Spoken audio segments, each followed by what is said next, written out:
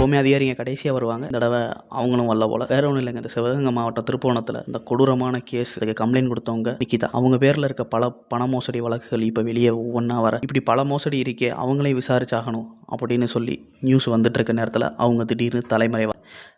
இன்றைக்கி அவங்க ஜட்ஜு முன்னாடி ஆஜராயிருக்கணும். ஆனால் இப்போ வரைக்கும் வந்த மாதிரி நியூஸ் எதுவும் இல்லை. இதுக்கிடையில் இன்றைக்கி அந்த அம்மாவை பொள்ளாச்சி கோவை ஹைவேல பார்த்ததாகவும் அதை 100க்கு ஃபோன் பண்ணி சொன்னதாகவும் ஒரு நியூஸ் வந்துருக்கு. வேறு எந்த பெரிய மீறி அடையும் போடலைங்க. எப்போவுமே உண்மையை சொல்கிறேன், நக்கீரனில் மட்டும்தான் போட்டிருக்காங்க. அவங்கள பார்த்த அந்த நபர் 100க்கு ஃபோன் பண்ணியும் அங்கே இருக்க லோக்கல் போலீஸுக்கு இன்ஃபார்ம் பண்ணியும் கிட்டத்தட்ட 2 மணி நேரம் அவங்கள அந்த பக்கம் லாக் பண்ணி வச்சிருக்காரு. ஆனால் யாரும் வந்த பாடு இல்லை. கடைசியில் இதெல்லாம் சொல்லி விட்டுருங்க அப்படின்னு வேற சொல்லியிருக்காங்க. யார் விட்டுருங்கன்னு சொன்னா உண்மையிலே அவ்வளோ பவர்ஃபுல்லான ஆளா அவங்க அப்படிங்கிறது தான் நமக்கு தெரியல. ஆனால் அவங்க என்னவோ ஆடியோவா ரிலீஸ் பண்ணிக்கிட்டு இருக்காங்க போல. என்னதான் நடக்குதுன்னு ஒன்றும் புரியல. நீங்களும் அந்த நபர் கம்ப்ளைண்ட் கொடுத்த ஆடியோவை நீங்களும் கேட்டு பாருங்க.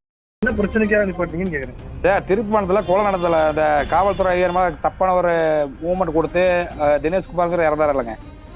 ஆமா, அந்த அக்கா கம்ப்ளைண்ட் பண்ணாங்க சொன்னாங்கல்லங்க, நகையை காணா அப்படின்னு. அந்த அக்காவும் அவங்க அம்மா அவங்க மகனா தம்பியை தெரியாது 3 பேர் கார்ல வந்தாங்க, ஹோண்டா சிட்டி கார்ல. நாங்க அமிர்தசரத்துல டீ சாப்பிட போகும்போது பார்த்தோம். பார்த்துட்டு இந்த மாதிரி நீங்க காண தலைமறைவங்க நீங்க இங்க கோவை மாவட்டத்துல பொள்ளாச்சியில் இருக்குன்னு சொல்லி கம்ப்ளைண்ட் பண்ணுங்க 100ல. சார் செக் பண்ணிக்கிறேன் சார். நான் செக் பண்ணிட்டு உங்க லைனுக்கு வரேன். சரிங்க சார்.